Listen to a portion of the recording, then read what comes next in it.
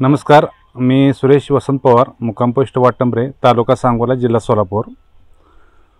मी साधारण 6 वर्षापूर्वी डाळिंबरत्न बीटी गोरे सरांचं ऑनलाईन लेक्चर घेतलं होतं आणि लेक्चरमध्ये सरांनी गांडूळ खत वापरायला सांगितलं होतं। त्यामुळे सुरुवातीला मी माझ्या शेतीसाठी 2 एकर शेती आहे माझी। शेतीसाठी गांडूळ खतासाठी 2 बेड लावले होते आणि 2 बेड लावत असताना मला शेतकऱ्याची गांडूळ खताची मागणी वाढली। त्यामुळे मी 2 चे 5 बेड केले। 5 चे मी आज 40 बेड केलेत गांडूळ खताचे। आणि गांडूळ खताला जे शेणखत लागतं ते शेणखत पूर्णपणे आमच्या गावातूनच आम्ही खरेदी करतो।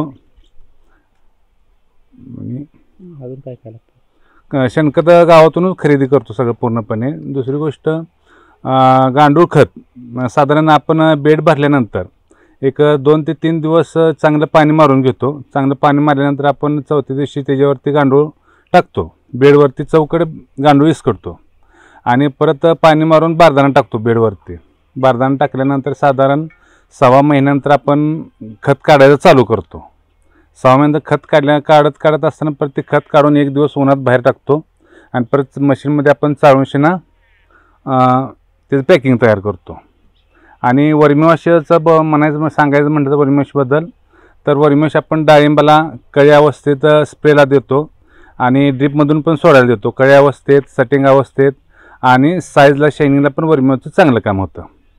किती निघतं महिन्याला? वर्मीवॉश साधारण महिन्याला आमच्याकडे 100-1 लिटर वर्मीवॉश महिन्याला निघतं आणि गांडूळ खत साधारण महिन्याला 20 ते 25 टन महिन्याला गांडूळ खत तयार होतं आपल्याकडं। विक्री कशी होती? साधारण 11,000 रुपये टन ह्या हिशोबाने आम्ही गांडूळ खताची विक्री करतो। 40 किलोचं पॅकिंग असतं आपलं।